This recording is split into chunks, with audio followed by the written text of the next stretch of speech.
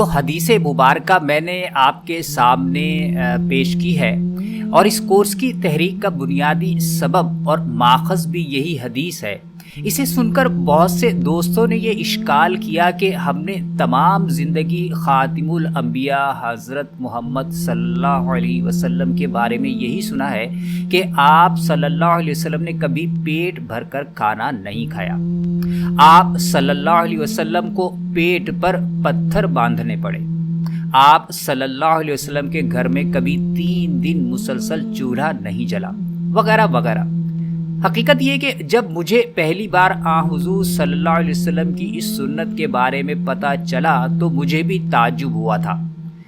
دراصل اس کا سب سے بڑا سبب وہ ذرائع ہیں جن سے ہم تک آپ صلی اللہ علیہ وسلم کی مبارک زندگی پہنچی ہے۔ سچی بات تو یہ ہے کہ پہنچانے والوں نے عام مسلمانوں تک نبی کریم صلی اللہ علیہ وسلم کی خانگی اور معاشی زندگی کا جو پہلو ہم تک پہنچایا ہے وہ ایسا ہی ہے کہ جس پر عمل کے بارے میں سوچتے ہوئے ہمیں بہت مشکل لگتا ہے اور ڈر محسوس ہوتا ہے۔ دوسرا قصور عام مسلمانوں کا بھی ہے کہ وہ اپنی دنیاوی خواہشات اور ترجیحات میں اتنا زیادہ پھنس گئے کہ انہوں نے کبھی یہ سوچا ہی نہیں کہ ہم اپنے پیارے آقا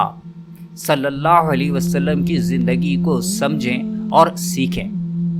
میں نے جب مذکورہ اشکال کے حوالے سے مطالعہ اور تحقیق شروع کی تو مجھے معلوم ہوا کہ دراصل یہ دونوں مختلف پہلو ہیں نبی صلی اللہ علیہ وسلم کی ذات کے۔ شیخ الحدیث حضرت مولانا سلیم اللہ خان صاحب مرحوم نے صحیح بخاری کی شرح کشف الباری میں اس اشکال کا جواب دیا ہے۔ جہاں تک آپ صلی اللہ علیہ وسلم کا اگلے دن کے لیے کچھ نہ رکھنے کا تعلق ہے تو وہ آپ صلی اللہ علیہ وسلم کی ذات کے ساتھ مخصوص ہے، جبکہ اس حدیث میں اہل و عیال کے لیے غلے کی فراہمی کا ذکر ہے، اس لیے اس پر تعرض نہیں۔ یعنی آپ صلی اللہ علیہ وسلم کی ذات کے ساتھ جو عمل مخصوص ہے ضروری نہیں کہ عام مسلمانوں کے لیے بھی اس پر عمل کرنا لازمی ہو۔ صحیح بات یہ ہے کہ لوگوں کے احوال مختلف ہوتے ہیں، اس لیے علماء نے 1 سال سے زیادہ کا جمع کرنے کی بھی اجازت دی ہے، خاص کر آج کل مسلمانوں کی جو عمومی حالت ہے اس کے تناظر میں کہنے دیجئے کہ ہمیں معاشی طور پر مضبوط اور مستحکم ہونا بہت ضروری ہے تاکہ ہم یکسوئی کے ساتھ عبادت کر سکیں اور غریب لوگوں کے لیے بھی دین پر عمل کرنا آسان ہو، کیونکہ جب دیندار امراء ہوں گے تو لوگوں کو یہ غلط فہمی نہیں رہے گی کہ دین میں پیسہ کمانے کی ممانعت ہے۔